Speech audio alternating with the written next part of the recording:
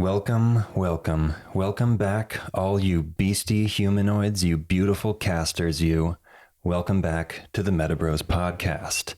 In today's episode, we're going to be getting into some pretty fun stuff. Mothman NFTs, tops, DBRUZE. We're going to talk about the Nightfall box toppers or lack thereof, and a bunch of other really cool stuff. But let me introduce myself. I am Moldy Potions, and this is my brother, Metacracks. Hey, guys.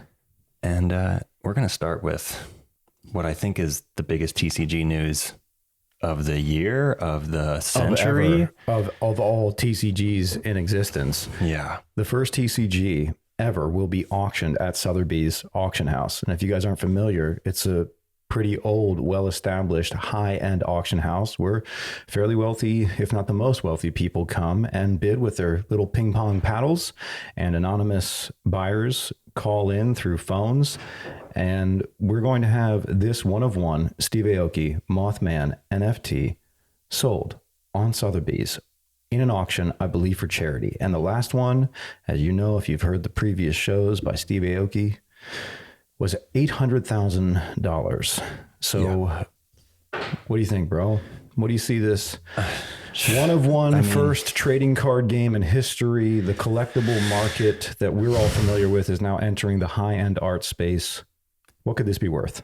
It's completely a new thing. This hasn't happened before, except we're just trying to compare it with Steve Aoki's previous NFT, which, like he said, was $800,000. And now we've got this on the Sotheby's auction house, which is where major pieces of art go up. I mean, we're talking like classical works of art are sold and like Banksy in the Sotheby's house. When he like shredded his famous painting. Right. I'm pretty sure that was a Banksy piece. So exactly. I'm thinking over $1 million. I'm thinking we're going to break $1 million with the auction. And I think this is going to bring a ton of attention to MetaZoo. There's already attention on MetaZoo, but this sale is going to be huge for MetaZoo and, let's be honest, the NFTs. NFTs in general, like the entire world of NFTs, are now becoming so much more fun with the entry of an actual game. Yeah. For the first time, for me personally, crypto actually feels like it's worth something, and not just a hypothetical or not just increasing in value, right, but the fact that I get to own this original piece of art. And of course, we're not going to be able to own this one-of-one Mothman. It's far out of our price range. Yeah, I wish. But we've been able to grab squonks. You know, we're crying about the Mothmen with our squonks. Hey, we're proud of our squonks. Yeah, we are. We got quite the collection of squonks right now, and we got a couple of the other NFTs. And they are disappearing, by the way. Yeah. So, guys, if you're looking to pick up NFTs, the ones that seem like they're the most popular right now that are still left on the market, Squonk is sold out, unfortunately. However, the River Dino is still available. Mm-hmm. And I think he's the lowest in numbers. And then second to that would be the Peazful bird. Yeah. We have a speculation, and we've heard from some sources that these are going to be very popular emojis. And by some sources, I just mean by scouring the internet, watching some interviews, hearing some people tweet. We don't know if it's, authentic information or not, but we have heard that Facebook, maybe, or at least Instagram and Twitter will be rolling out some type of NFT interaction in the future, which we're guessing is going to be emojis. So imagine that you're the one person who owns the squonk emoji. So when you had a bad day at work and someone says, "How you doing?" you can hit the squonk emoji, the one of 50, and you're crying in your own puddle of tears. Right. Or Beautiful. someone says, "How you doing?" and you say, "I had a great day," and it was like fire, and you hit that Peazful bird, and that flame hits. Or you just kind of feel like walking, and so you're gonna put that Bigfoot, because you're just gonna walk like Saturday Night Fever, down, right? down, And you're just gonna strut, and you're feeling good. Yep. Yeah. So we can see these NFTs becoming emojis, where you use them on platforms where you're the one of 50 people who get to have them, or the one of 100, or the one of 1, and you're the only person who can emote this expression. It's a cool idea. We've also heard that Facebook and Steve Aoki, in a separate project, are rolling out some type of sound emoji with Travis Barker this week. So we're going to have the first sound emojis where when you like emote a drum, it'll actually have like a Travis Barker, what would that be called, bro? Like drum fill? Yeah, drum fill. Thank you. And then the potential of Twitter and Instagram carrying these emojis. I think we're finally realizing what the crypto market, what that blockchain of verifying and confirming original art can do for us in the gaming space, or at least like the public space, like, you know, social expression. At the very least, we're now able to look at something that we own in the crypto realm. You know, that's what I love about NFTs. I've bought into some altcoins. I have some Bitcoin, and the Bitcoin, obviously, it's a good investment, but the altcoins, everybody who's into altcoins is mostly just hoping to have those altcoins go up rapidly in value. And the thing is, it's kind of, it can be a little lame looking at a bunch of coins that you don't know what they do and you're hoping they go up, and other people talk about what they do, but it's very confusing because secretly, I don't think anybody really knows what the coins do other than hold value. But now with these NFTs, you've got art, you've got a piece you can look at, you can show somebody.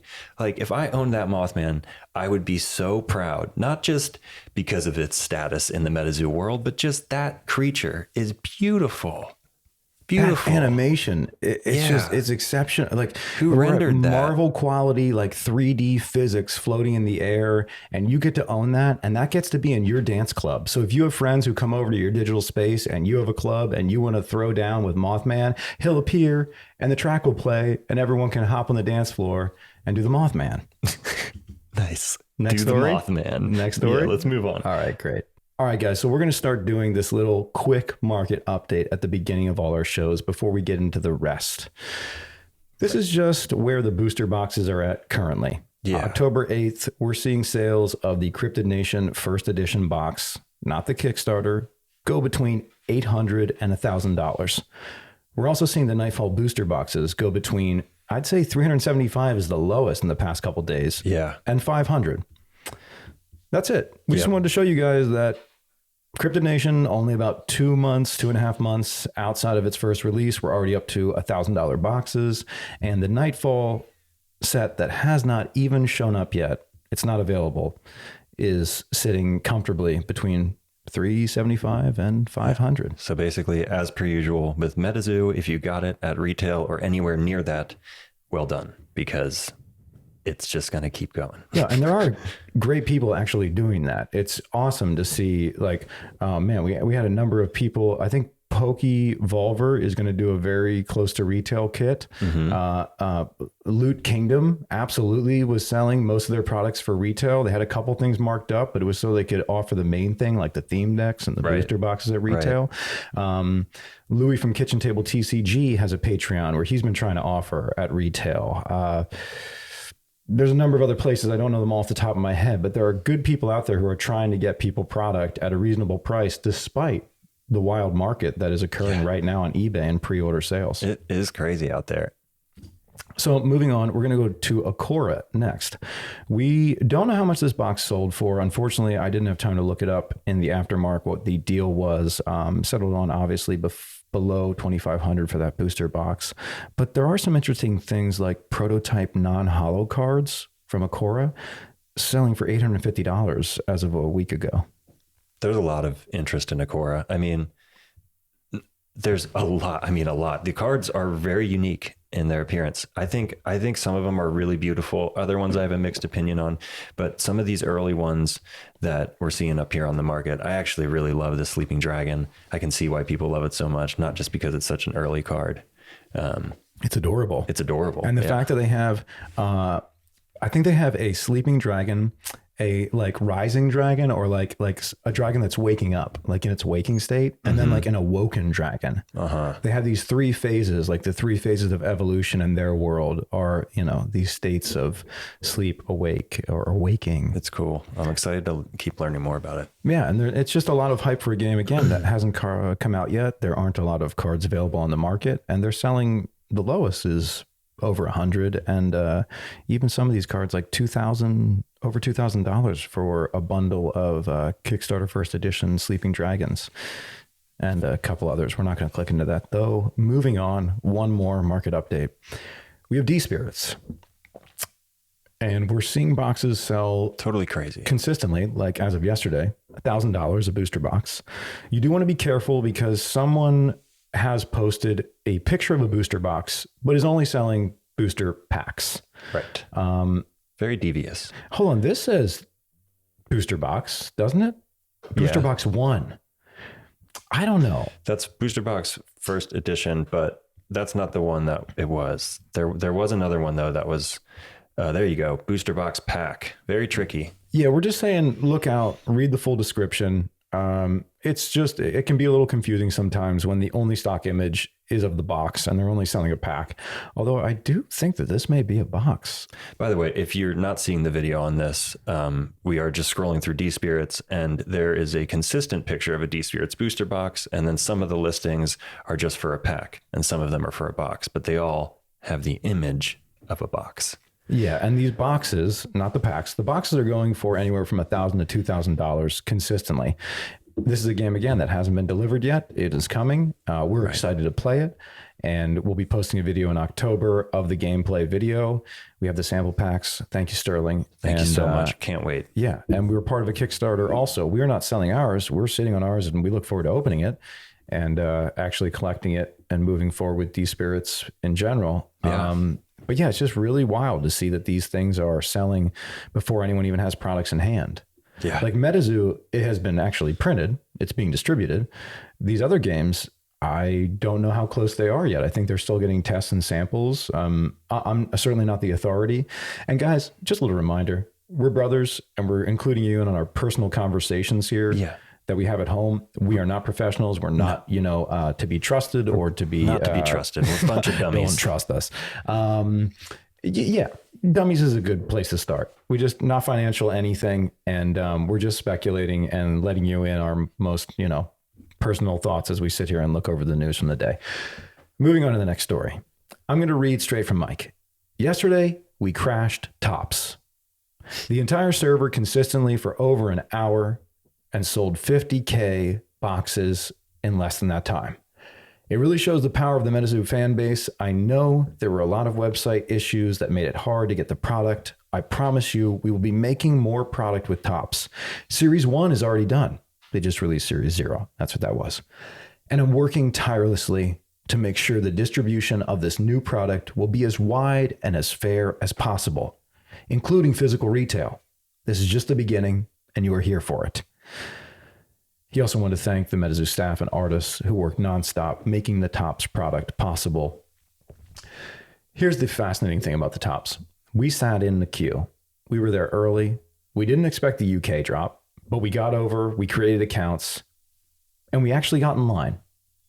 However, unfortunately, we were both banned, so we were left out of the original retail purchase. I know a lot of people were. And it was, it was kind of... it was fun. It was exciting. It's certainly historical. However, it was, for some people, it was a bit of a feel bad. Oh, yeah. It was a little bit of a shitstorm, let's be honest. It's, we were trying just as hard as everybody else. And what happened is the servers crashed. And so nothing happened for a couple hours and nobody knew that. So everybody was just refreshing. And I think at that point, a lot of people got burnt out, but those who stuck with it saw that the servers came back up and everybody got things smoothly until it all sold out. So good job to those people.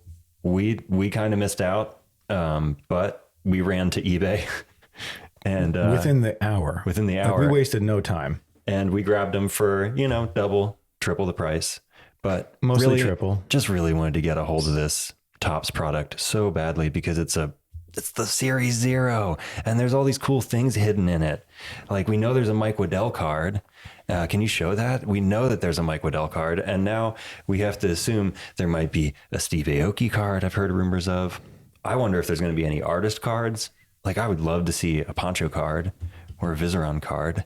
Oh, wow. You mean like they go meta on MetaZoo and they take some of the artists that we follow and put them in the top series as I would cards, love that. like as like MVPs, like players, like most valuable people to MetaZoo. I would love that. Yeah. That's a great idea. Who knows? So do we have any idea how many of these Mike Waddell cards there are? I don't think we know. I don't think he said anywhere what the print numbers on that are. And we also don't know what other secret cards are hidden in the set. But is the pack 30 cards? Yeah. And then we don't know the number. No. But there's a certain rarity where there will be an additional card in a pack. Right. We don't know what that card is. We don't know if Mike Waddell card is that card. We don't know much here. We just know that they have announced some things that are upcoming with the Topps chase. Yeah. They've also announced some things coming up with the DBRUZE chase. Yeah, the DBRUZE release, he said that 1 in 7 of these DBRUZE boxes is going to be coming with a holographic promo. We knew that. But then at the last minute, he let us know that 1 in 35 is going to come with a Kickstarter booster pack. And now, it's all just chase.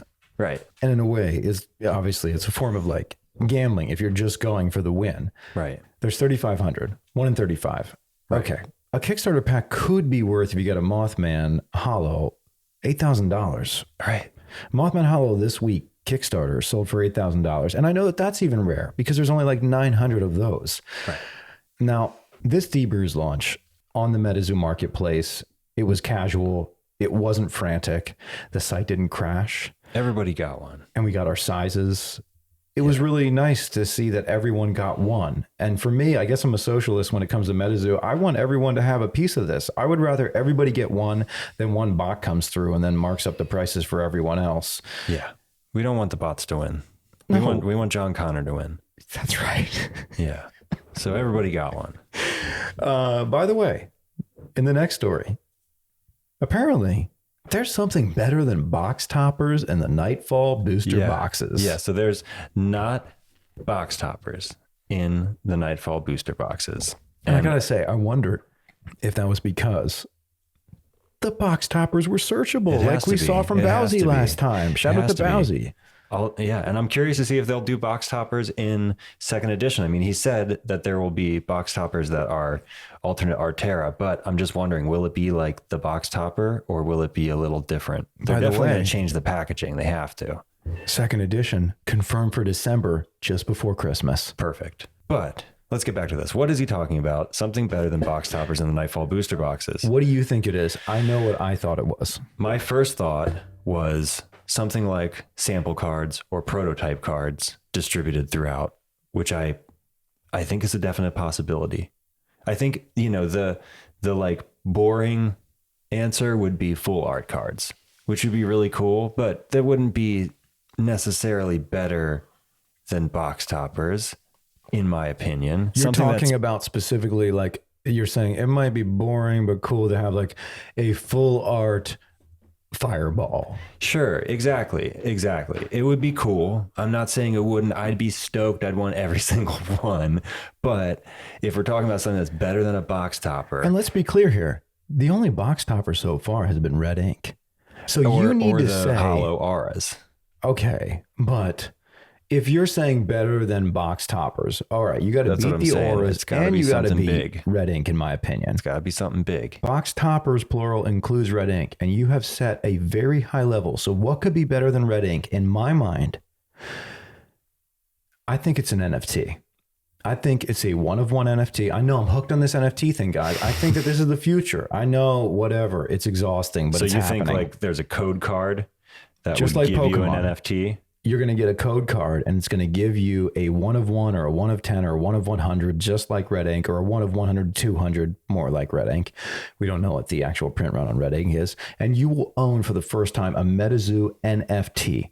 And you will be one of the few people who own that by the luck of the draw, by the booster gods blessing you. It's not a bad guess. I'm going to stick with mine. I think it's going to be sample cards, or what I like to dream.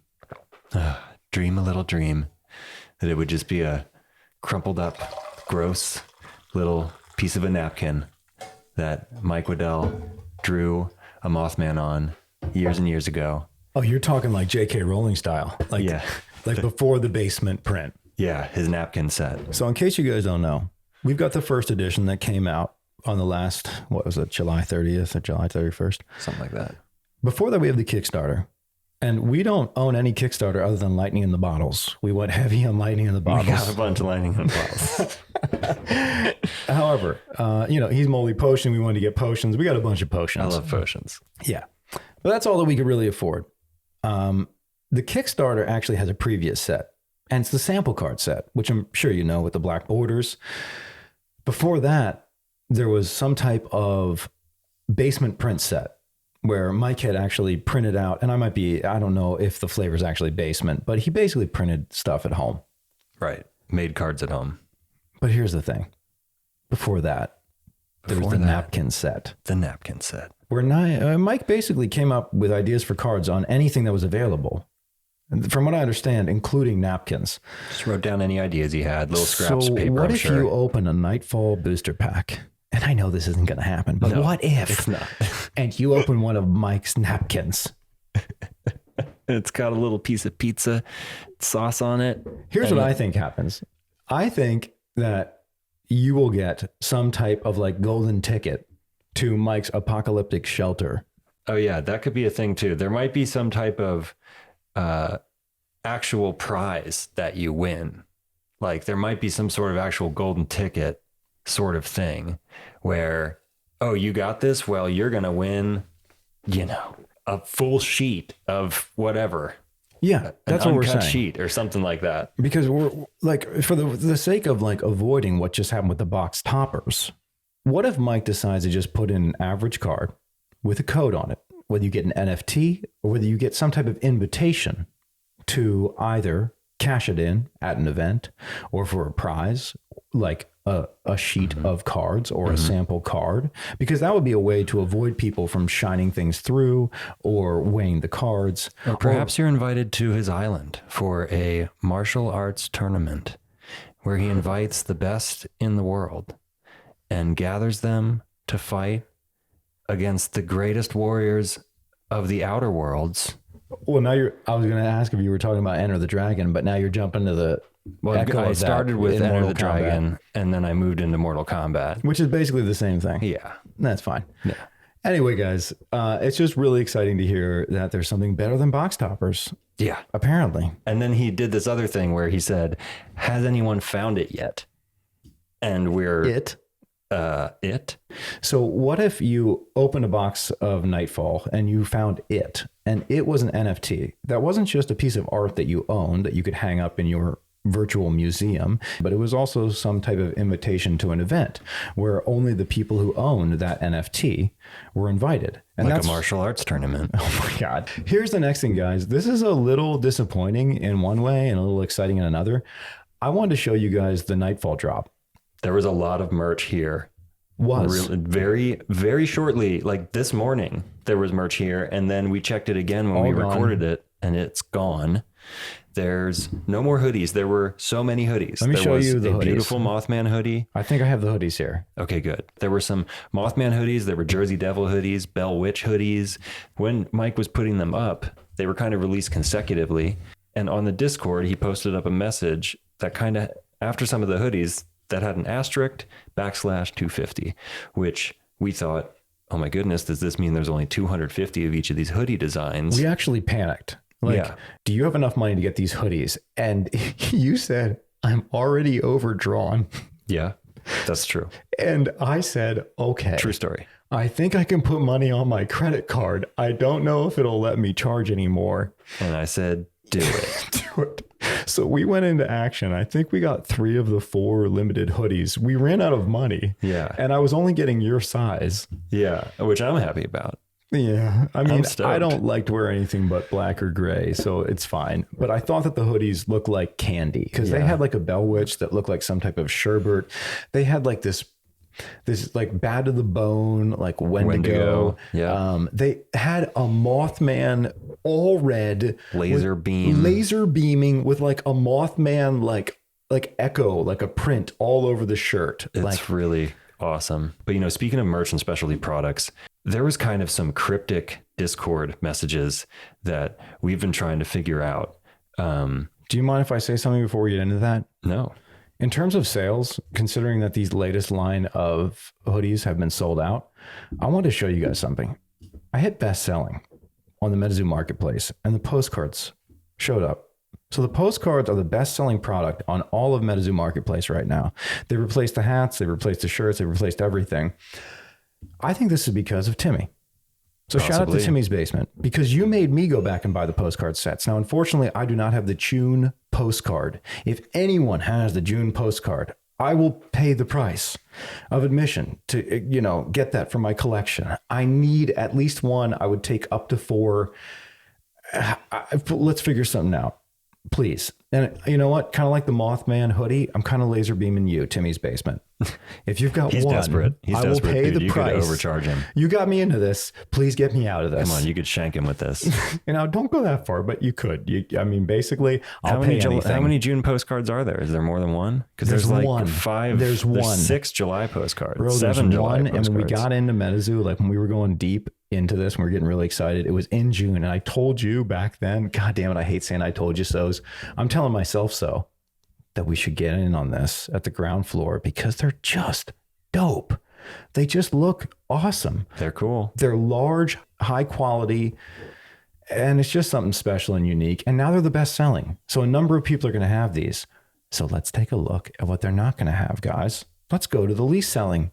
The Cryptid Nation. Don't reveal it. Purple pants. I'm showing them. The Joker pants. No one's buying these guys. I want them. I want to be the only one who's wearing them. So if you're looking for something to don't buy have them in low numbers, leave them for me. Okay. No, I'm just kidding. Have you ordered yours yet? No. No, you better. One more postcard fun fact. There is a postcard on Redbubble. Redbubble, we believe this is the official MetaZoo. It says Games MetaZoo account. Games. It has capital letters. That fools my brain. However, with that said, there's already fakes around it. You know how these independent sites work? There are people who are offering the postcard with a black background, and I'm looking at like an all transparent, like white background right now. It's the Cryptid Nation postcard. I bought a couple of them. I think this is part of the set. I don't know if this is official, guys. It says it is. But again, once you log onto the site, there are imposters. So be careful on which one you click on, because there are like people with random names who are selling MetaZoo shirts and postcards as well. Yeah, definitely be careful of a lot of the knockoff stuff. Everybody's trying to make their buck on MetaZoo right now. A couple other pieces of merchandise that we haven't seen yet. This is a Nightfall Binder, which apparently has not been released. No, and we all want this. We're all staring at it. I think most of the people listening have probably seen it. If you haven't, you need to see this binder. It's beautiful. It's just got a ton of the Nightfall beasties all over it. And they've spoiled it and then deleted it from the Discord and then spoiled it again and then deleted it and then they put it out. And now we know we get to see it, but nobody knows when it's releasing and we all want it. So that's the story on the binder. Yeah, we'll see if we get it. Also, to your cryptic messages, at one point, Mike had posted an emoji of a skateboard and then shortly after that, a bike. Mm-hmm. And at this point, we have confirmation that MetaZoo and Revive Skateboards in early 2022 will be releasing a line. And this is a hodag. I believe this was illustrated by JoJo Seams. Yeah. And it is badass. You know, like growing up in the 90s with a bunch of skate culture around us. Alien Workshop. World Industries. Like this is right down the line. I could see this on those boards. It's got that badass, like Bart Simpson look to it. It's beautiful. It's absolutely beautiful. It's a killer board. And like as kids, when we were lucky enough to maybe get one Birdhouse or Alien Workshop or whatever it was at the time, you know, we would ride that board for like 5 or 10 years. Like that was the board we had. Till it broke. That was it. Right. But this, I think, you know, we'll see what Mike does. I actually hope that he continues to do these limited runs where everyone gets one. I would prefer that, like a blind box one run. But I will be going hard into the skateboard space just to have this hanging on my wall. I was never good at skating. I always wanted to be. But it hits some type of like nostalgic place for me, just like the collectible cards, because we were never able to afford these boards. And it's absolutely beautiful as some wall art. If you're not going to skate it, though, I would love to see some people I would love to see videos of people just shredding a park on a hodag board. That would be sick. All right, moving on. Now, this is what you were headed towards. This is what I was headed towards. There was this series of messages. If you can't see it, we're looking at the Discord right now, and Chaos Crystal Enthusiast, who I think might be their head of product, put out a message to everyone that just had a teddy bear face on it. And then right below it, almost immediately, Mike put out a brick. Now, we were trying to figure out what this means. My theory was pretty basic. I thought they were saying the plushies we're going to be in brick and mortar stores. That was like my A to B prediction, but I actually think my brother might have had the better theory here. Okay, so mine's far out, guys, and it's where I jumped immediately. There is a company I know that is very popular, and because MetaZoo's NFT is now entering Sotheby's, which is a pretty high-end space, I thought, what are the other high-end products we know that have teddy bears and bricks? And there is one brand, Supreme. One brand. And it has bricks. Bricks. It's literally sold these bricks. And these bricks are still selling today for thousands of dollars, as you can see. They've also done teddy bears. They've done plushy bears, in addition to doing crossovers like Louis Vuitton. So they have a number of plushy teddy bears and bricks. And I started to think that because we've seen, actually, to be honest, this prediction was before Sotheby's. And now that I've seen the Sotheby's thing, I'm a little more confident that this could be potentially. Mike is working with every brand from the local game store all the way up to the high-end art dealers and everyone in between. There's no way that Mike doesn't know about Supreme. And when you're trying to build a highly collectible brand like MetaZoo, you're going to look up to companies like Supreme and the things that they've done because they have redefined collectability over and over again. That's the thing. That's why people go, why is that collectible? Because it's Supreme. So MetaZoo's taking a little bit of that, and I could easily see MetaZoo crossing over with Supreme. It wouldn't surprise me at all. So I think that's a good guess. But look at this Supreme pattern right here. Couldn't you see this being a hollow pattern? Oh, I was just thinking that. Yeah, it looks like a MetaZoo hollow pattern. So moving on, guys. New York Comic Con. And I believe that at New York Comic Con right now, you can get retail Nightfall. You can. Yeah. I don't know how much. I don't know if they have limits on it or what. There was a picture that went viral that was a girl laying in a bed surrounded by Nightfall booster boxes. And from what I understand, all those booster boxes were for a charity event. Somebody didn't go and buy that many boxes from the MetaZoo stand. I think they're limiting what you can get, but you get a free booster pack just for coming up and saying hello. So that's going on. And from what I hear, they're just so busy and they're crushing it and people are up there getting Nightfall. Look at all those boxes. And now people are opening and posting and we're getting to see all the cards in the Nightfall set. We'll get into that a little later in the podcast. But yeah, New York Comic Con looks like an absolutely great time. I actually heard rumor that there may even be retail Cryptid Nation boxes. Did you mention that? Mm-mm. Yeah. I don't know if that's a fact or not, but I had read that somewhere. Again, we are not to be trusted. Never trust us. Do not believe in us. Tricksy little hobbitses. But we're here to entertain you and tell you the same things we'd be saying to each other, as we sit here in the evening after work.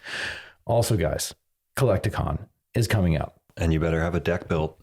You better be ready. First, let's just say that there are exclusive Nightfall packs that you can get, and they're giving them away for free. Yep. So if you're in the area, which in this case is Texas, get out to Collecticon. Bring a deck. This is the first sanctioned tournament, as far as we're aware of. It is the first. It is the first sanctioned tournament. Mike has said it. There's going to be prizes. We'll talk about those in a second. Let me just say, this is Saturday, October 16th. This is a Nightfall Tribal deck event. It's a $25 entry fee. There's three events. Oh, there are? There's 3 events. Yeah. Okay. Registration begins at 10 a.m. Event begins at 11 a.m. 64 player cap, single elimination. There is a constructed Win-A-Box event at 1 p.m. on October 16th. It costs $10 to enter. 32 player cap, single elimination. Cryptid Nation constructed. God, I wish. Yep. I wish. Please, people, go do it. Tell us what you think. Tell us what you've done. First place is a Nightfall booster box. Deck lists will be required. So this is serious. Yeah, it's serious. I'm guessing that they will have a list of fourth wall effects that are acceptable and a list that aren't. And I'm very curious to see what that list will be, because every time that I am building a spell book right now, I'm wondering, am I going to be allowed to use this? But, forge ahead for now. And then they've got these tribal side deck events that are going to be running all day that are $15 if you don't have a tribal deck. If you already have a Nightfall tribal deck, it's free. You can just show up and play. And it's going to be 8 players per pool, single elimination, prizing to be announced. So we don't know what the prizing is going to be for those, but we do know some of the prizes for these other ones, these beautiful playmats. You're going to win tribal decks, participation medals. It's interesting that they actually have a playmat that says top 8 and also competitor. Yeah.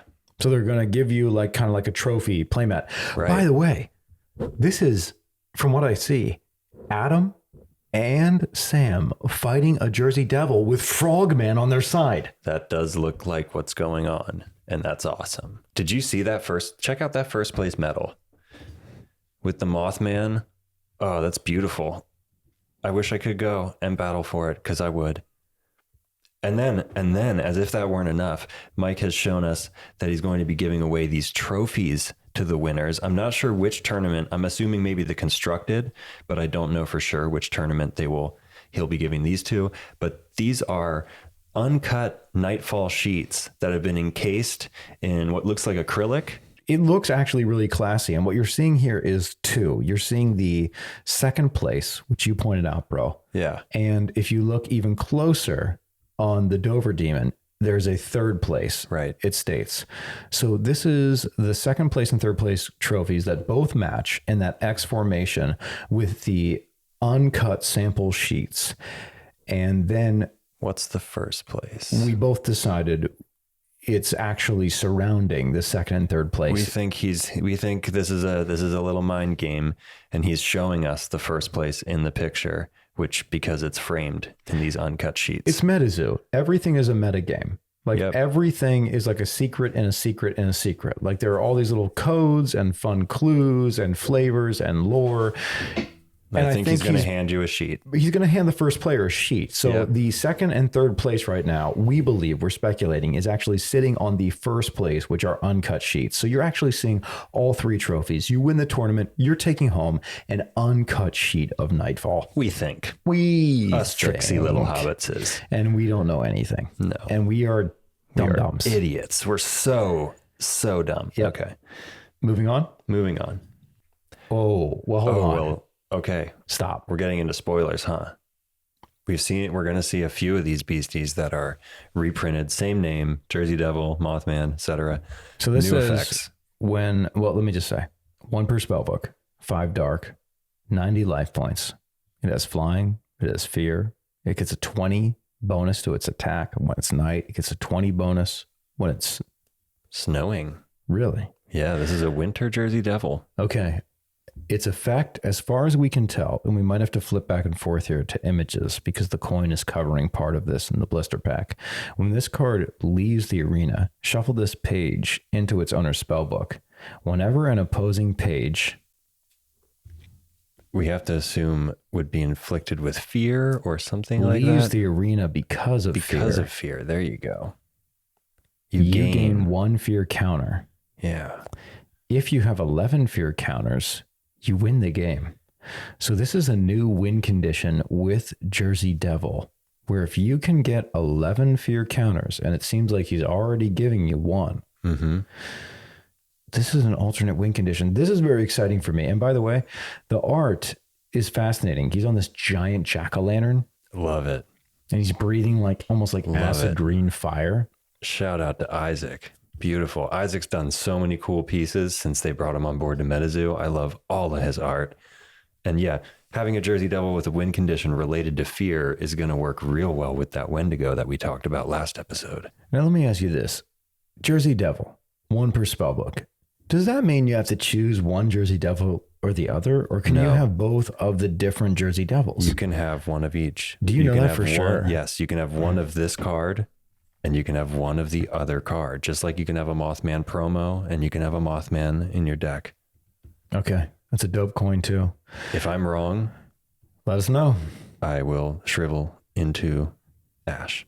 We also saw something kind of hidden tucked between 2 Jersey Devils in the same shot. Sneaking back We there. can't tell you much about it because we haven't found it in reality yet, but there is some type of beastie bloodsucker called the Mocha Vampire. 1 per spellbook. It has fleet. It has flying. It has, Bloodsucker.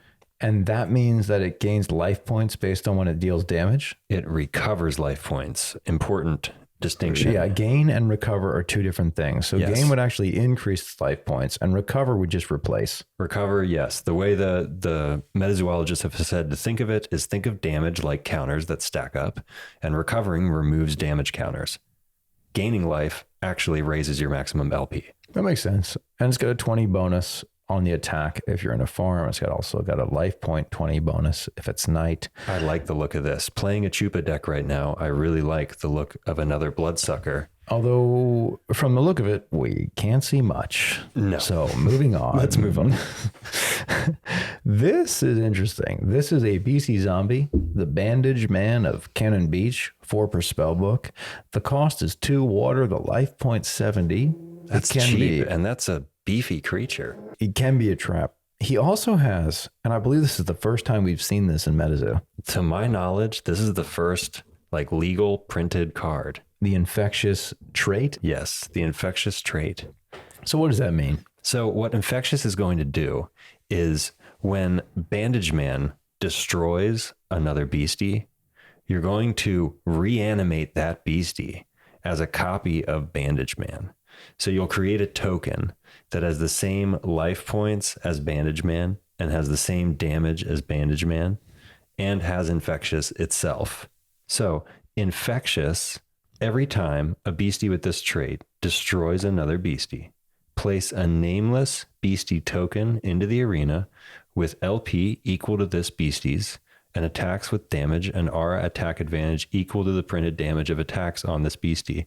The token is of the same aura type as the beastie with this trait. So the token is not going to have infectious. That is important to note. Thank you. The token that is created is not going to have infectious, but it will effectively be a copy of the Bandage Man in terms of life points and attack damage and attack advantages. It does have a fourth wall effect that says if you are wearing a bandage, this page costs 1 water aura to contract, and you recover 25 life points.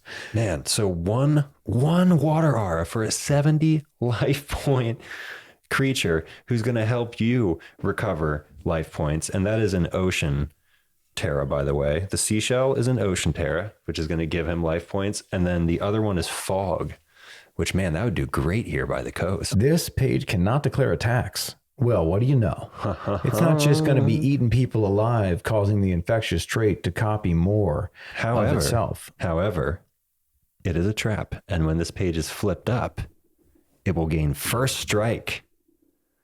So it's a surprise infectious defender. I have to admit, first strike. This is the first trap that actually makes sense to me. Previously, cool I have continued to say that traps are tricks, that they are not something I want to be involved with. And you know what? I don't know. Oh, man. A 1 cost, potentially. A 1 cost trap with first strike that recovers 25 LP. This page cannot declare attacks. Right. It's a trap. It's a defender trap. When it flips up from its trap form, it has first strike and it deals infectious, creating another version of itself. And you're going to get to bookmark a page. I mean, it's too cool. Man, there's a lot. All right, let's move on. Yeah, that's a lot to think about. I don't even want to think about that. That's to think about. I don't know. I love it. I hate it. Look at his cute face. Okay, let's move on. Okay, so this is a card that I was wondering what it was going to be, and I know I saw a couple other people wondering what the beastie was with the sheet. And it's not a beastie. The sheet itself is the card. It's a spell and it's an equipment. You can have 4 per spell book. It costs 1 spirit aura to contract. You must say boo whenever the beastie this page is equipped to inflicts scared on a beastie. But when you equip this page to a beastie, which means you're going to slide it underneath the beastie after you contract it. You'll choose a beastie, slide this page underneath. Now it's equipped, and the equipped beastie gains scared on its attacks. If the equipped beastie's aura type is a spirit type, its attacks are going to gain an additional 10 damage. Now, this is a really cool card in my mind. It's so cheap, but it's going to make spirit decks a little bit beefier, and that scared is worth it alone. Paying 1 spirit to be able to give any beastie scared on its attacks is really powerful, because when you scare a beastie, you're going to put a scared indicator on it immediately. And the next time that beastie is fatigued, whether it's to attack or if it's declared as a defender, or even if somebody wants to use its power, they're going to have to flip a coin to see if that beastie goes back to their chapter. So powerful. Yes, I agree with you. It is powerful. Unfortunately, it reminds me of a traumatic event in my life, which I will share with you now. Let's talk about that. Yeah, I think you were probably too little to remember, but you know the story probably. I do. So there was a day in elementary school, I was in second grade, and we were supposed to all dress as ghosts, much like this costume you see before you. We actually were all sent home with instructions to cut a sheet with eyes, and we would all appear the next day in school on Halloween as ghosts in this Makes sense. ghost sheet. Yeah. It's Halloween, the ghost sheet. Look at that. What do you know? And I remember standing up on my kitchen table. My dad was helping me that night. You know, we put the sheet over me, and I thought he was just going to cut eyes, and that was going to be it. And I was going to go to school with my ghost sheet. That was the only instructions. And he said, "Take off the sheet, Jesse boy." And he said, "Do you want to be a ghost, or do you want to be an iconic, ancient hero? Because if you want to go as something special, I think that you should scrap the ghost costume, forget the assignment, and I will cut a toga for you, and you will walk in as if you were made of marble in this toga sheet." I didn't know what my dad was talking about, but he was really excited. And I said, yeah, Dad. Yeah, okay. Yeah, I definitely. It's not the assignment though, Dad. And then what I didn't realize, he got this thing and he put it on me. And the next day in school, I remember I walked into a room, and guys, I had this toga on, and a toga, you have this, nothing's covering your face. It's showing you off a little bit. And it's just like a strap over your shoulder, and it goes down like over your body, and it's actually a man skirt. So he had tied this other piece of the sheet around my waist. I was basically wearing a little dress, and everyone else in the classroom, there were a bunch of other ghosts in the room. Everyone was you. a ghost. So I didn't even know who the people were.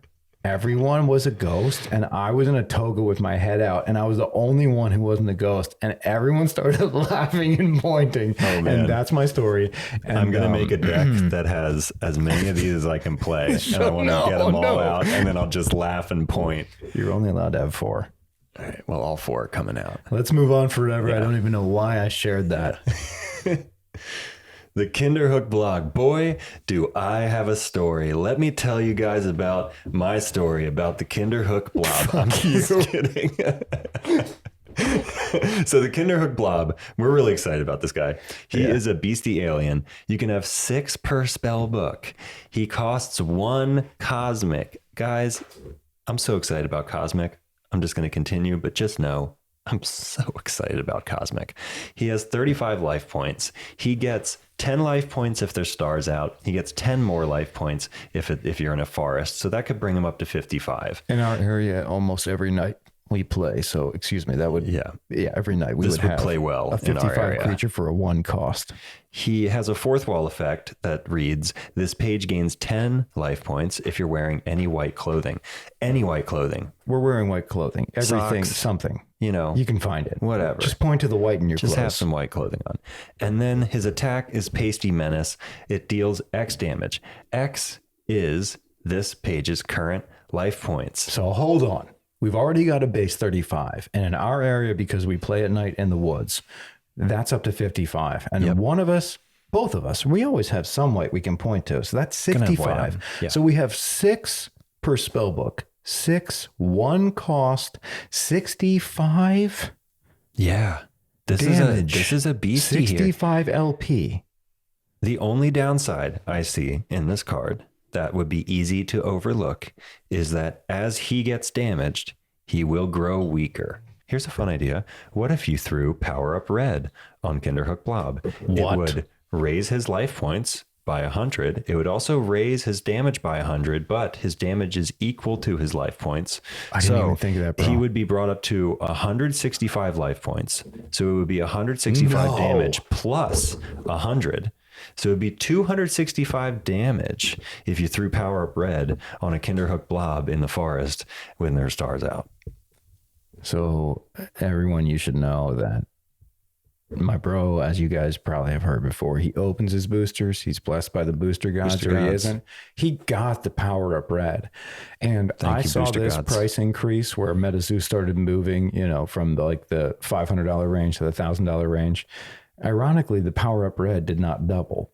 It It should have, I thought. People don't know yet. They don't know how powerful it is. had been $50 for a couple months, almost since the release about that. And now with the double of the box, why didn't the Power Up Red double? So yeah, I panicked because he has one and I need one. So I paid the price. The first time you tap 3 aura of any type, doesn't matter, and you attach Power Up Red to one of your beasties, all that money will be worth it. Moving on. Smokey Spirits. This is a potion, 5 per spell book. Holy moly. You don't need to pay. This can be in any spell book. And guys, Potions are all free. if you know Magic the Gathering, this is essentially a fog. Right. But we'll read the card as is. This potion may be contracted whenever an opposing page declares an attack, even if it is not your turn. End combat. If the attack page is the only beastie or artifact you control, it cannot be attacked again until the end of turn. So this, until the end of this turn. Flavor text. Not this time. Very smoky. That was an excellent smoky voice. Yeah. And if you look, I know some of you can't see the art, but the art is absolutely amazing. JoJo did these ghosts that are like emerging from the smoke around kind of this vial that has, it's like almost like a grenade looking vial, potion vial that has these ghosts emerging from it. Yeah, this is a definite card that's going to get played a lot. You get to just end combat for free. That's huge. That's huge. Free. And you have 5 chances of this. And not only do you end combat, but you immediately protect the beastie that was being attacked or the artifact. For the rest of the turn. You are sealing off the chances of anyone affecting that specific one that was probably being targeted because it was the most important. Right. You've not protected it. It doesn't cost you anything. Guys, shouldn't this be in every spell book? It immediately saves you from losing the most important piece on your table. I'm going to put this in every spell book. It's going to be interesting to see how many 0 cost items we get, because at this point, I think that at least 10 Lighting the Bottle and Smokey Spirits should be in every spell book. I think every potion's going to be free for a while. I mean, the health potions are free. Lighting in a Bottle's free. Chaos Potion's free. Smokey Spirits is free. I think if it's a potion, it's free, I think. Moving on. Yeah, let's move on. Artifact. It's called Boost Aura. 2 per spellbook. It costs 1 neutral. Life points, 25. You may lose 50 life points to have this page enter the arena awakened. Fatigue this page to spend X neutral. All non-token beasties attacks deal 5x damage until the end of this turn, where X is the amount of neutral aura spent for this effect. So I read this card initially and I thought, this sucks. This is what's the maximum I can do? I try to play 40 cards in the spell book. Maybe I have like 10, maximum 15 aura. That's a lot. Mm-hmm. So 5x times, like, let's say 10. I got 10 aura out. 50 damage. I don't want that. And I actually complained to my bro because I said, this is a ridiculous card. Why am I excited about this card? And then you said, I said, what if you play it the other way, where you're fatiguing that page and not spending a lot of aura? Spend, let's say, 1 aura, and then all non-token beasties attacks deal 5 damage until the end of that turn, where X is the amount of neutral aura spent for the effect. So you may be saying, now, well, but if I do that, that's all the beasties. Not if you're playing a token deck, though. If you're playing a token deck, you can play this card for 1 cost, and you can fatigue it and spend 1 neutral aura and make every beastie in the arena that's not a token only able to deal 5 damage. Now, what's the minimum damage a token can deal? 10. And tokens usually have 10 life points. So you could safely swing with all your tokens one by one and know that you were going to be able to kill or at least absorb the damage from the attack, from the defender. It's a pretty useful card if you're playing a token deck, in other words. Yeah, absolutely. If you're using it on your opponent. Keep in mind also, this effect would work in ways to benefit you if you were playing the right deck. If you were playing a Goblin deck, for instance, what's the base damage of the Goblin's attack? It's 10, right? Yeah. Well, now it's 50 if you spent the 10 aura. You know what I mean? So if you spent Yeah, I If you spent understand. 5 aura and you took your goblins' attacks up to 25, you're boosting all of them. And then on top of that, they're going to get their goblin boost and all that type stuff. You're right, but that's a highly optimal situation. That is, Whereas if I can just spend 1 and play a token deck, that gives me the advantage. Right. That's it. I think it's best in You a made token your deck. point. I think I we're going to was see pissed light at this token card decks. at first because I was like, DBZ reference is not that powerful, bro. And he was like, actually, if you design your spellbook correctly, and you're right. Yeah. It is. Yeah. All right. Next card.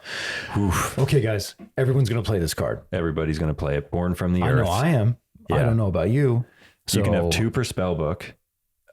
It's called Born from the Earth. It costs 1 neutral aura. It has the most amazing art ever by Seth. Oh, is that who it's So by? beautiful. We'll start with the flavor text. A chance to alter worlds more inhabitable for your beasties. So what this is going to do is allow each caster to search their spellbook for a Terra page, contract it, and then shuffle their spellbook. Terra is contracted counterclockwise, starting with the caster on your left. The next beastie you contract this turn costs 1 less aura for each Terra bonus it has active in the arena. So look, first of all, just that final effect that you get to contract a beastie for 1 less aura for each Terra bonus in the arena. That's a powerful effect in itself. There's a lot of beasties that's going to majorly lower the cost of if you've already got Terra active. But on top of that, being able to allow each player to just bring out a Terra is going to change the game in beautiful ways. There it is. And keep in mind, this is only 2 per spellbook, but only 1 cost neutral. So it should be in every spellbook. Yeah. Therefore, it's not going to cost you anything extra if you're bringing out a beastie that turn anyway. Exactly. So you're just moving through this card and you're allowing yourself to finally benefit from the Terra that you designed for this spellbook. So smart. I will play 2 in every spellbook. So at this point, there will be 5 lightning in the bottles. There will be a Cryptid Nation promo. There will be 2 Born from the Earth. And you will run out of cards eventually. Here's the interesting. I've been thinking about this. I like the idea of only running 40 cards. However, I don't know if that's the best idea. What if you end up with a list of 40 must-have cards? This is what I'm saying. You can't build a deck. No, this is what I'm actually suggesting for the first time ever, because I like to hack away the unessential. What if the best spellbook had more pages than the required amount? I'm exploring the idea. I don't want to talk about it too much. I don't want to get uncomfortable, but I said it. Moving on. Admitting it and saying it out loud is the first step. That's what they say. Another card everyone needs. Yeah. You take this. Index, 2 per spellbook, 1 neutral aura to contract it.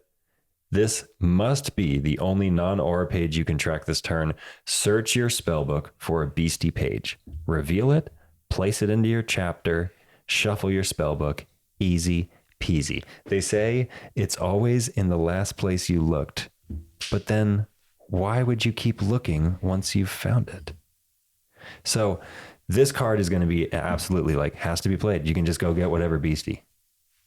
It's a tutor. It's called Index. You're going to have to play it. That's it. Everyone should have this card. You get any beastie you want in your hand at any time. Now they're giving us the ability to go beyond bookmarked. Just how many cards are you going to have in your deck? Exactly. I did spellbook, first of all, pages. You're going to drop it and your pages are going to spill everywhere. I'll be able to do something with it. Let's talk about the next spell, which you actually were like, hey man, we need to cut time in this episode. There's so many spoilers right now. It's beyond spoilers. People are opening packs. We can't even keep up with it. You got to cut this one. I was like, hey man. Well, hang on now. The only reason I said that was because of who's on it and because we're going to spoil him later. Oh, but we'll get into him, but let's talk about just the mechanics because I'm very excited. This is the highest damage dealing card in MetaZoo right now. It does cost 4 lightning. Yeah. It's called Lightning Split, and you're only allowed 2 per spellbook. And it definitely 100% has Adam doing the lightning bender pose from Avatar. He's shooting in 2 directions, one directly in front of him and one behind him. With 2 fingers. And he's focusing on the one in front of him, which makes sense because this says, choose 2 target pages or a page and a caster. Deal 90 damage to 1 target and inflict paralyze on the other. Casters and artifacts cannot be paralyzed. Just a reminder. Yeah. But we know that. Right. Here's the thing. 4 cost, 2 per spell book. Guys, you know that I'm always counting direct damage. This takes us past our 1,000 damage mark. If we're building with fire and lightning, we can now achieve direct damage far beyond 1,000 because we can deal 180 damage. Now we have to choose, and that's fine. We'll always choose the caster in my case, unless we're in trouble. You'll lose. We'll see. We'll see who loses when Adam is double casting on our size, choosing 2 targets, locking down your beasties with paralyzed. That doesn't seem to help. Doesn't is a new thing because you don't even know, bro. And we should move on. It's a great card. Victor Larson. Excellent work. To it. And now let's move on to a Chris Kaufman card. By the way, Chris is crushing it with the new art as well. All the art in Nightfall's amazing. All the new artists are doing amazing things. I will continue to shout you out because I love the art in MetaZoo. So here we have Beastie Spirit, Few Follette, which sounds like some type of other language for fire. Faux follett. I don't know, guys. Fire flower. Are we the dumb ones? 10 per spell book. It does cost 1 flame. It has a spirit effect, so it cannot be attacked. I love that this is some type of like Van Gogh, like, you know, Starry Night sort of like. Do you get that vibe? Do you know what I'm talking about? I actually feel like what I was getting the vibe of was this was like a very serious spookster. This is a spookster who is not joking around. Okay. But it's just because it's like the similar ghost build. Yeah, no, it's I suppose I just was taking like an impressionistic view upon the artistic expression, the art style. But yeah, gotcha. You're saying it's more serious. That's okay. Yep. It's like a spookster who's not joking. You know, he's like, I'm gonna set shit on fire. 15 bonus to your attack if it's night. You get a 15 bonus to your attack if there's a swamp. It has. Is this called what is it when you just fatigue it? What is that? An ability? That's a power. That's a power. So it has the power of lore. So when you fatigue it, you may activate this power when an opposing page declares an attack, even if it is not your turn. Place this beastie into your limbo and end combat. Beautiful. Oh, so this is like a mini fog. This is fog in a creature. You may activate this power when an opposing page declares an attack. So instantly, you're going to threaten something. Whether you're attacking me, whether you're attacking a beastie, it doesn't matter. Right. You don't need to target it. It can just be any attack. I'm attacking you. And then suddenly I fatigue this on your turn. Right.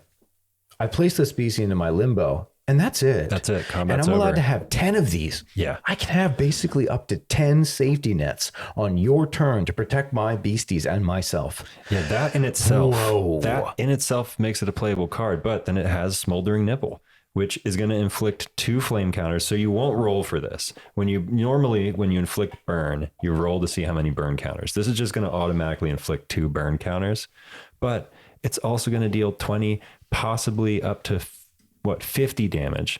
So you've got this little creature who's dealing 50 damage, dealing burn, can potentially be a fog in combat. This is a very useful. And only costs 1 and cannot be targeted by attacks because of the spirit trait. And you're allowed to have 10 so useful flavor text reads. The will to live burns on in most of us, though some need a little help. It is strong against forest and frost. Yep.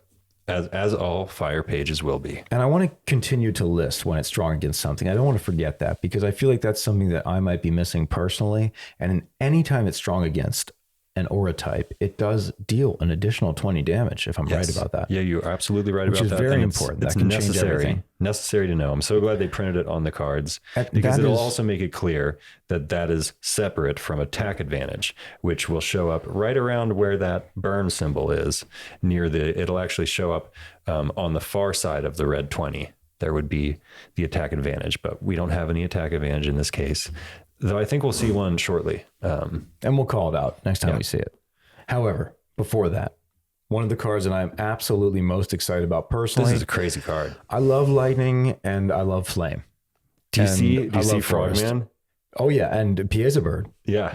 And look at the ghosts. Look at the Pac-Man-like ghosts that are floating around the cobwebs. Awesome. What an amazing picture. Whoever took this. Look, I will put all the links of everyone that we've posted here today I apologize that I don't know your names directly. I just found these through different feeds, but I will do the research and look in the links below. We'll shout out everyone. I know that there was a number of people, YouTube channels, Instagram accounts, from Argos to a couple of people that we haven't shouted out yet. Mainly, I just wanted to give a big shout out to the YouTube channel Turnit that had posted the first official Nightfall booster pack opening shared by MetaZoo Games. And now I believe they also have the first official Nightfall booster box opening. So go check out Turnit's channel. We'll put all the links in the description below.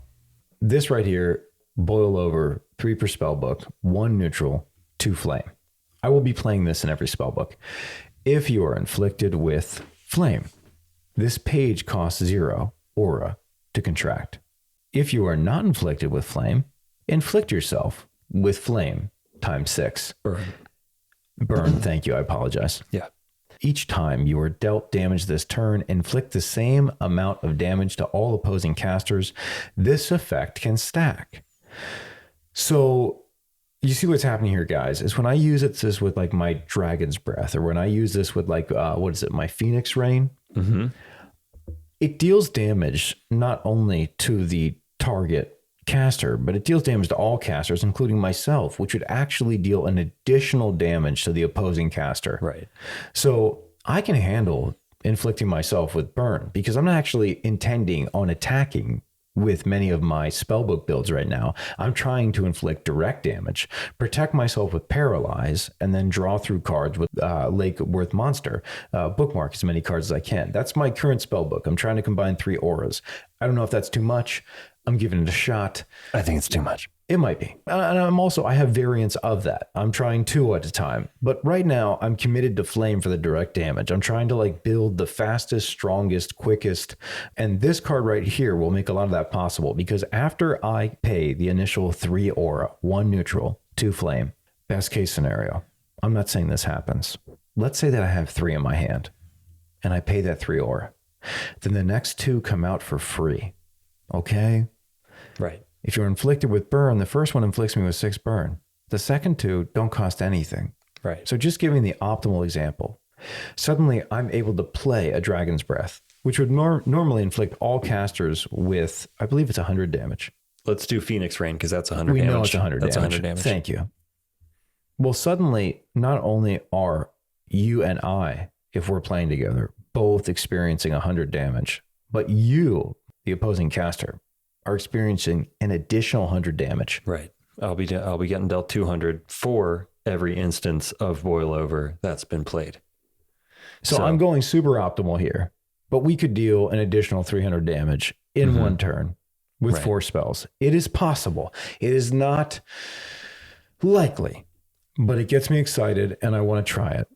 I love cards like this because they're going to make him build the most insane shit. That'll never happen. That'll never work, but it'll be so much fun to watch it play out. And I have to say this. Huge shout out to Siobhan. The art on this piece might be my favorite art I've seen yet in the set. It is Frogman and Piazza Bird making a potion, people. A moldy potion. They're boiling a potion right now. And that potion is going to tempt him into losing games. Oh, yeah, it's tempting. So many. There's so many of these cards. 1 more flame for us tonight. The spell, Smokescreen, 6 per spellbook, 1 neutral, 2 flame. You roll a dice. Give X flame beasties you control invisible until the end of turn, where X is the result of the die roll. Now, very aggressive, and I'm not saying that I would play this in every spellbook because right now my spellbooks happen to always include the Lake Worth Monster. Basically, I'm playing water in almost everything because I want that bookmark ability, and that also includes the spell Invisibility, which gives a target beastie invisibility already, and I get to bookmark. So I feel like I'm already doing this. However, if I wanted to go strictly flame, for now, and just go all fire. This is a very exciting card because I could basically do essentially the same thing. I would need to find a way to bookmark more. I feel the need to always have that in my spellbook. But the invisibility that this gives to any beastie. Fire. Any fire beastie. I'm saying if I build strictly fire. Yeah. I'm just saying I'm willing to let go of Lake Worth with this card. I see you. I'm like struggling I'm over this. Trying but to here's say the thing. it. Let's make this very simple for people. People, if you build a fire deck, most of that deck, if you're not crazy like my brother, is going to operate on fire beasties. It's going to operate on salamanders. It's going to operate on gassy. It's going to operate on charmen. It's going to operate on things that actually swing for damage. And there's a lot of new ones coming. You want to swing for damage, though. Giving X fire beasties invisibility is going to make them unblockable. So this card is a must in an aggro fire deck because you might just be able to freely attack with your beasties with no threat. How long does the invisibility last? Is it until the end of turn? Until the end of the next turn. So they won't be able to attack your beasties either. They won't be able to return use attack. This as a protection, not just an advantage on attack. It's both. Flavor text says, now you see me. Now you don't. That was like Christopher Walken. That was like Christopher Walken coughing. Now you see me. Now you don't. 5 years. Moving on. Okay. Bell Witch. 1 per spellbook, 1 neutral, 2 spirit. Life points 30. Fleet. Magic proof. Magic proof is can't be targeted by spells. And that is strictly isolated to spells, is it? Just spells. The card type. If a power potentially could target, you could still get Power it. could still target. All right. It's protected from spells. It's also protected from attacks. It has a terra bonus of 10 attack when it's night. It has a terra bonus of 10 attack when you're in a home. Suburban. Excuse me. When you're in a suburban area. Yeah. When it enters the arena, roll a dice after awakening your pages at the beginning.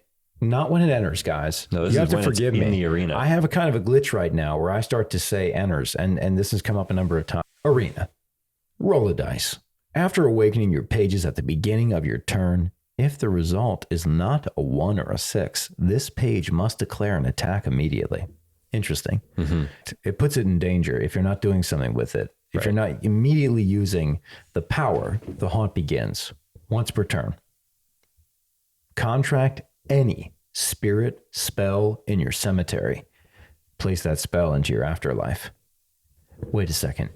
You're telling me I can just free cast a spell that's in my cemetery? I don't even need free.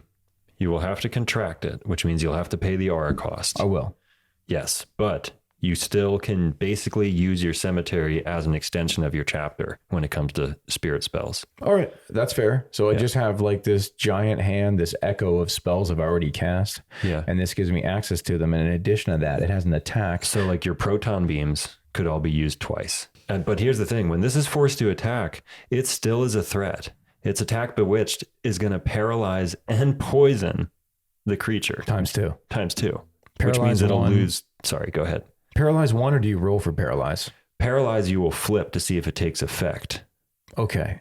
And if it takes effect, that beastie will have no effect text. It will have no attack. It will have no defense. It cannot attack or defend until the end of the next turn from when paralyze was inflicted. So that's brutal if it takes effect, which is why they have you flip the coin for it.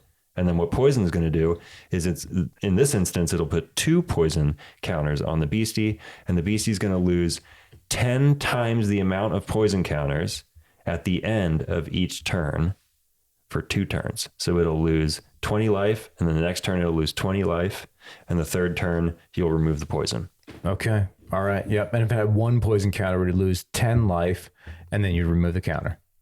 10 life again, and then you remove the counter. It always lasts 2 turns. Oh, thank you. Yeah. Yep. All right. Thank you. Yep. And the flavor text on that is, the bell witch's bell cracked the first time it was rung, adding to the shrill pitch of each ring. What a cool creature. It's there's only 1 per spell book. I think it's pretty powerful. Oh yeah, you can't really affect it. Like it's pretty much protected. I'm a little worried about it being forced to attack. I feel like it's going to be forced to attack. Well, you just quite have to put the power, and you immediately have to start contracting any spirit spell from your cemetery. So you would not want to bring it out until you were confident you could attack with it. And that paralyze, you're going to flip. Hopefully you'll win. Yep. Like you have a chance to protect it. And if you have the ability to contract spirit spells, then you definitely will not have to worry about that original effect. Right. I'm interested to play it. I am. I might end up putting some rabbit's feet or something in the deck so I can guarantee the success of the Paralyze. Okay. Yeah. We'll see. We'll see. That makes sense. And now. Oh, man. Probably the most exciting for me. I feel like this is vital information because this is foreshadowing. I just asked a couple days ago, Mike, can you spoil Adam Ackler? I was really hoping we could see the Adam card, and he didn't, but here it is. Here it is. I mean, come on. This is a beastie caster. Adam Ackler, the Adam, in the illustrated novel, if you've been following along. Sam and Adam, who are basically brothers who survived a catastrophe when the veil that seems to be ripped open by Indrid cold caused some type of magic to enter all over the world, which has caused beasties and... We're not reading the novel right now. It's just rather exciting because he's neutral. Yeah, I was trying to give some context for why neutral was exciting and why the foreshadowing was important, because we don't know if Adam is going to be good or bad, guys. And this just plays into his mechanics. So he has 70 life points. He does cost 4 neutral. He has fleet. He can immediately go into action because, by the way, if you're reading the illustrated novel, he doesn't need a spell book. He has an additional 25 damage when it's night. He has an additional 25 life points when it's day. Interesting that he can benefit from both, but can he? Sort of separately. Yeah. It says contract. Choose light or dark for this page's aura type. Lose the nighttime Terra if you choose light. Lose the daylight Terra if you choose dark. Will he come out with 95 life in the daytime, or will he get an extra 25 damage at night? Because his attack's sublimation. I think you know what I'm going to be choosing. Would normally deal 50 damage. It says if this page is dark, this attack deals an additional 20 damage and scared. Oof, man, so if he's dark and it's nighttime, sublimation will deal 95 damage and scared. That is a hit. He's going to come in with fleet and be able to potentially deal 95 damage and inflict scared. Amazing. But what if he's light? Page is light.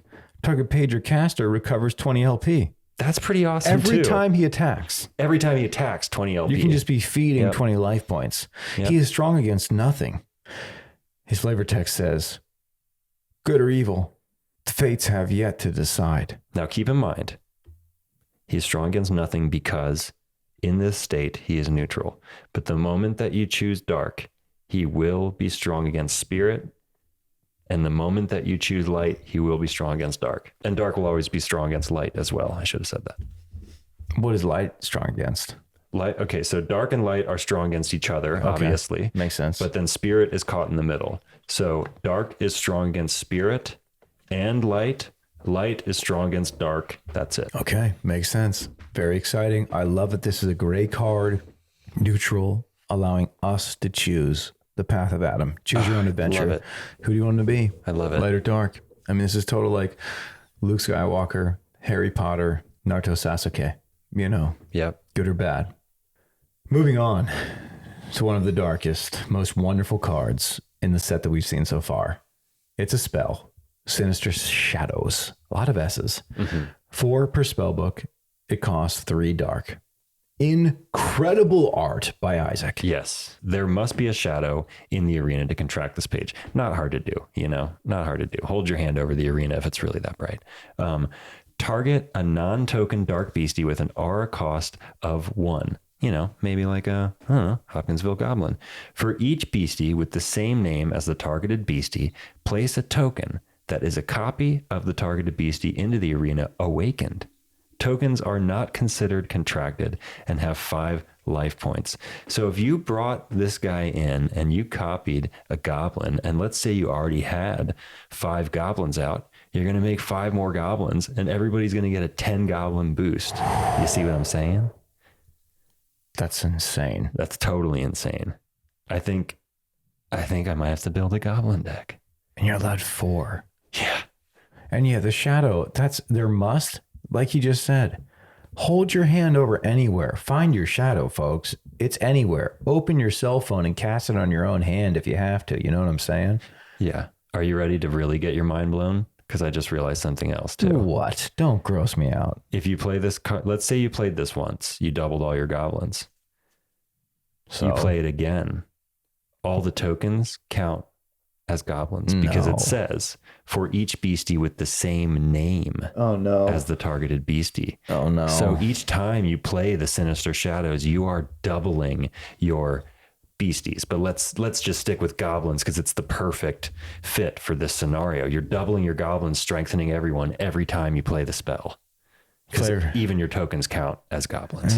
I just want to read the flavor text and get this over with and move on to the next card. This is going to be terrible. I'm not playing dark yet, unfortunately. I haven't built a dark deck, but I will now. I've embraced the darkness. Yeah, I know.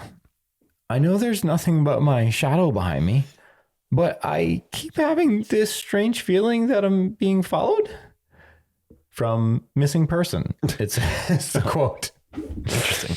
Yes, Sinister Shadows has caught up to the missing person. And now, what have we here from Nostalgia Collectibles? Beautiful. This is a new Mothman. This is a beastie Mothman 1 per spellbook. It costs 5 dark. Just its like life the other. points are 100. Yep. It is flying. It is fear, which means that when it enters the arena, you will flip a coin.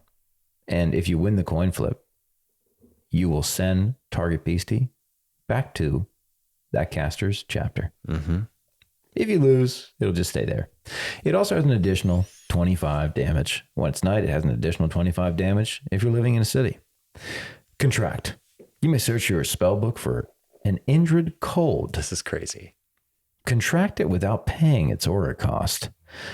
Then shuffle this page in your spellbook. Hold on. Let's just hold that.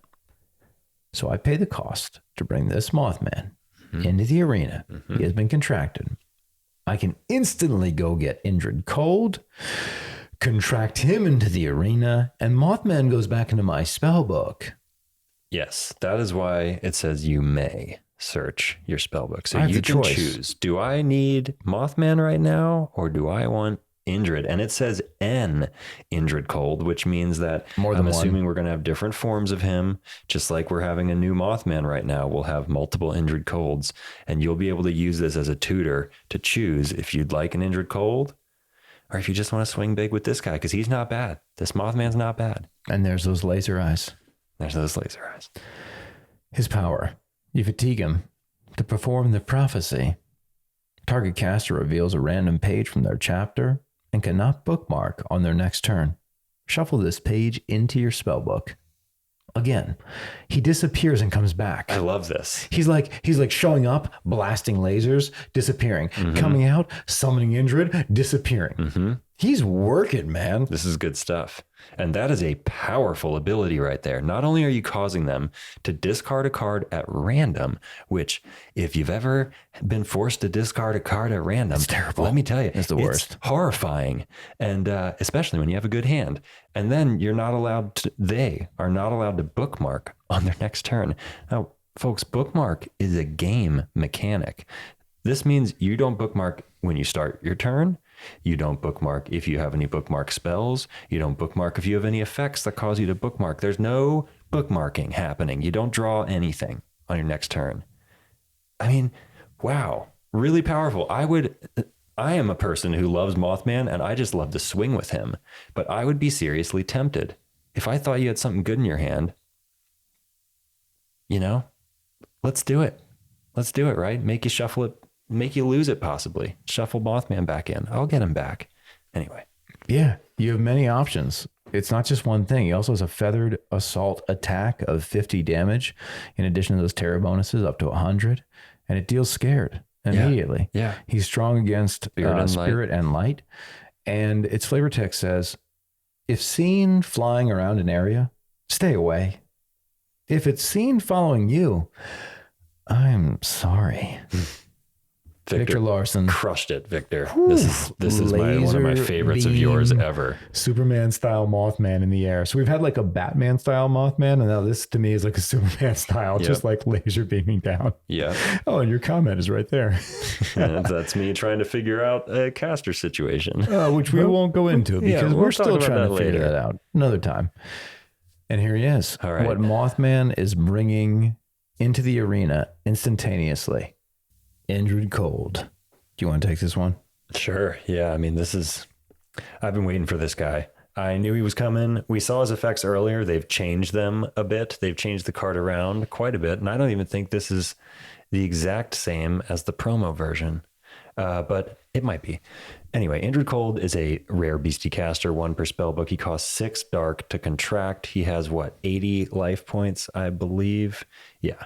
Indrid, they redid the art on him. He doesn't look like Giovanni anymore.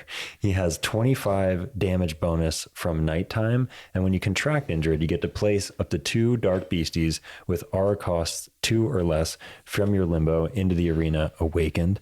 So you're getting 3 beasties potentially for the cost of 1, which is amazing. And while Indrid is in the arena, all dark beasties gain immortal. This page cannot gain immortal. That's also totally insane. Indrid's Gaze is his attack. If the attack targeted is a dark page, you take control of the page until Indrid leaves the arena.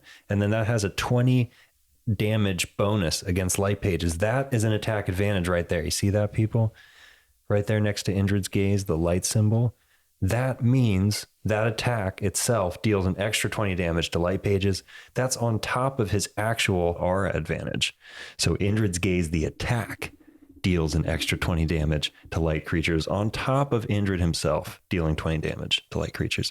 The most powerful dark cryptid that Sam Sinclair has encountered, a smile almost too wide to be considered human, betrays his attempt to hide his true nature. I love Pancho's art on this. I feel like he really captured the actual drawings of Indrid Cold that you can see on the internet. Yeah, it is perfect. By the way, thank you for educating me.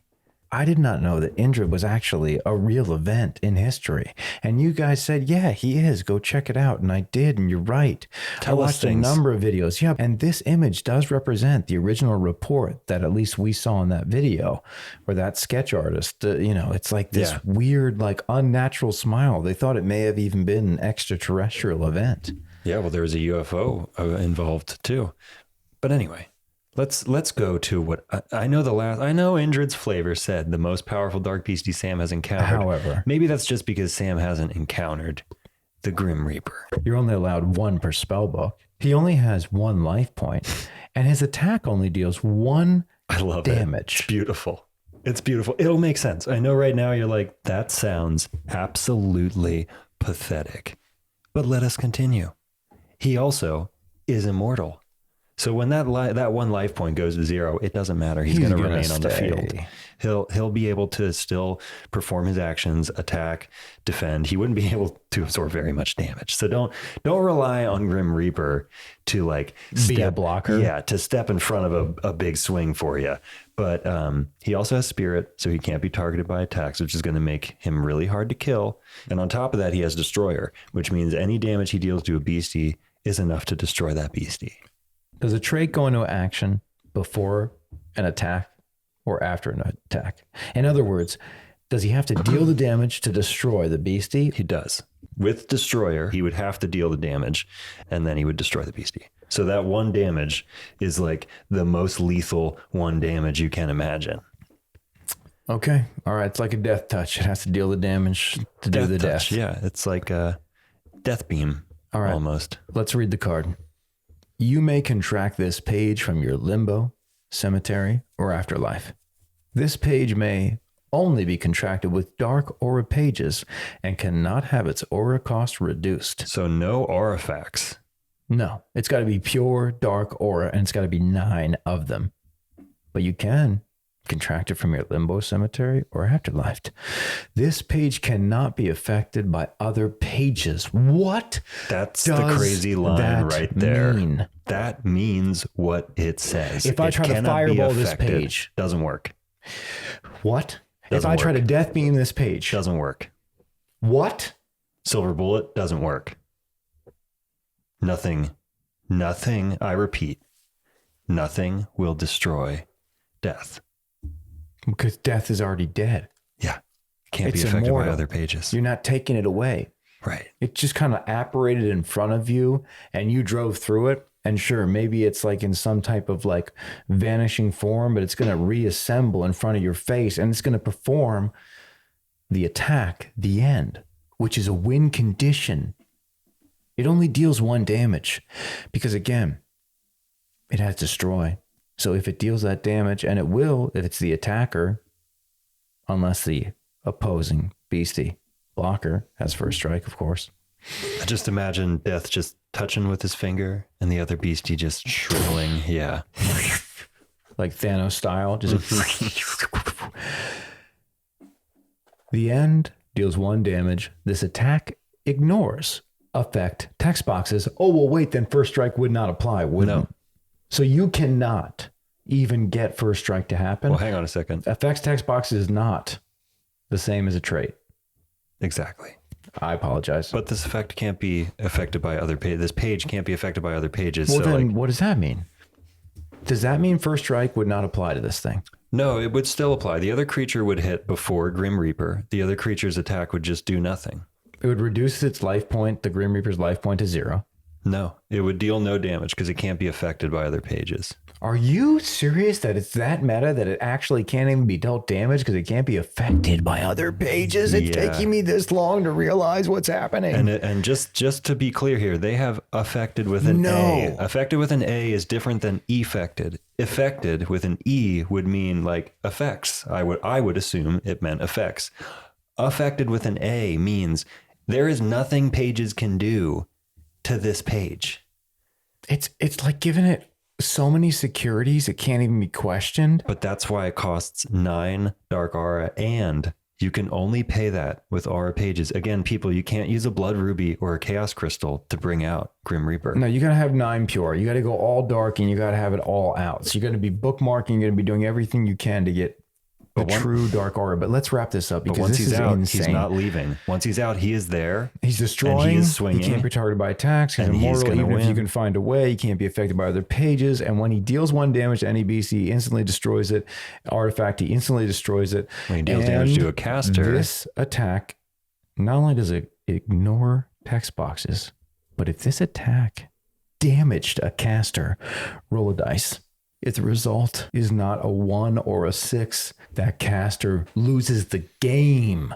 Guys, 2 through 5, you lose the game. Crazy talk. Crazy. That is crazy, such high cuckoo odds. Bonkers. That's insane. It's like 80% odds that you win the game if you deal any damage to a caster. Hang on a second. Not that you win the game, that they lose the game. So if you're in a multiplayer game, you're not going to win the moment you hit somebody, but they're going to lose. Hypothetically, multiplayer. I will never play multiplayer. I do not believe in multiplayer. He doesn't do that. He likes the samurai battle. Flavor text. Both governor and harbinger of death, he rarely meddles in human affairs, except for one fateful night in Point Pleasant. I think this is where Adam comes from. Look, guys, that is the end of our Nightfall cap. That is not the end of the show. We have a couple more things. That was just a recap of all the spoilers that we found were the most powerful that we're looking forward to playing. There's so many more out there. The set's being opened up. You can check them out. We can't keep up anymore. We do have a couple more things to report. MetaZoo has started a TikTok account. So here's that now. Badass little video here. This is actually where we got a number of our spoilers from tonight. Although we didn't show you these, we had to pick our favorites. And since MetaZoo Games started a TikTok account, my bro thought he would start talking about some card talk like this right here. Hello everybody, it's Moldy Potion. Let's talk about more MetaZoo cards. And today, we're going to be talking about the big boy himself, the king of the apes, Bigfoot. Pretty big feet. Moderately large feet. Anyway, he's got Convert, which is pretty common in forest beasties. It allows him to fatigue and generate a forest aura. This is just going to allow you to play a few less auras in your deck and have more beasties to swing with. He's also got 25 damage bonus from there being a forest. Nice. And in addition to that, if you're within 5 miles of a forest, Bigfoot's going to gain invisibility and magic-proof. What does that mean, you ask? It means he can't be blocked.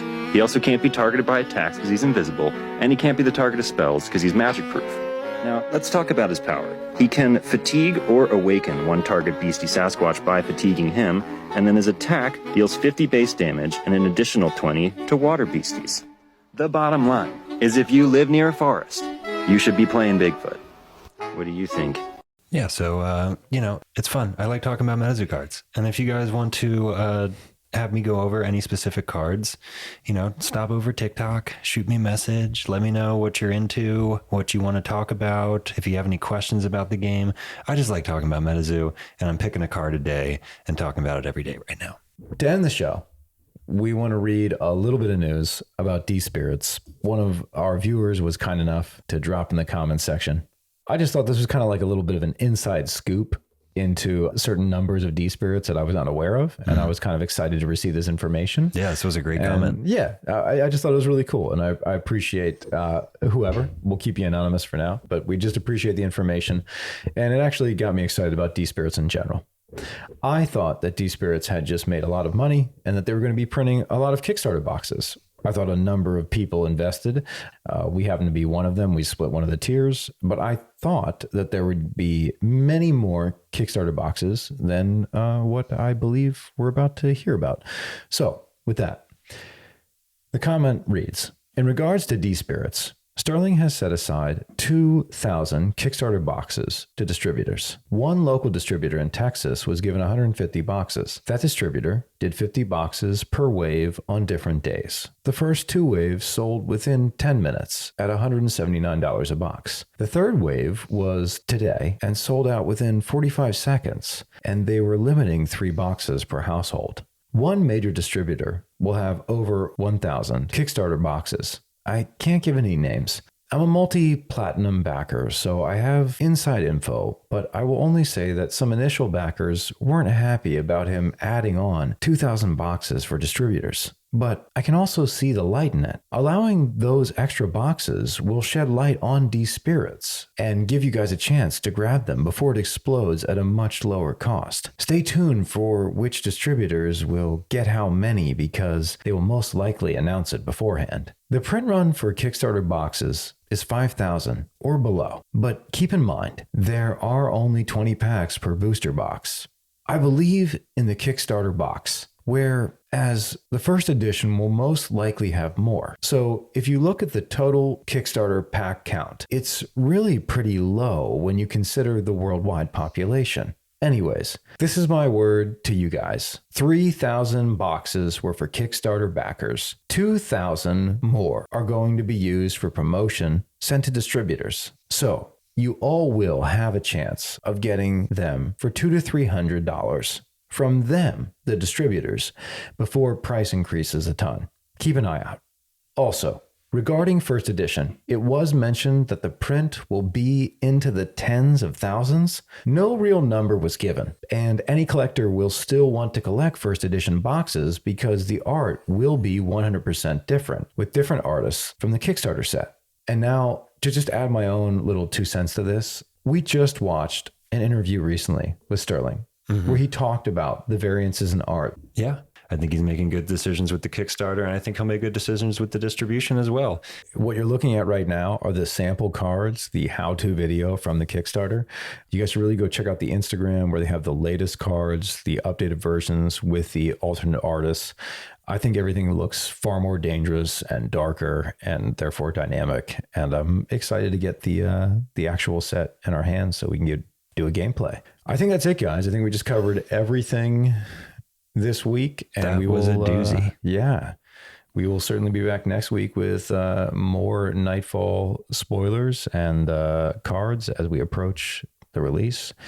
And soon we'll have Nightfall in our hands, so we'll get to actually game against each other ourselves. Very excited for that. Yeah, I know. I mean, we haven't even played all of our Cryptid Nation spellbooks yet, and yet I'm already now counting on cards coming in from Nightfall. Guys, thank you so much for listening. We really appreciate all of you, all of your support. Really appreciate all the Patreon support. If you guys want to help support my brother and I, we do have a Patreon, patreon.com/MetaBruZe with a Z. This is October. Fun things on the Nightfall's horizon, about to guys. drop. Fun things. Happy Halloween, guys. And we look forward to talking to you more Catch you later. in the next couple of days. Later, guys.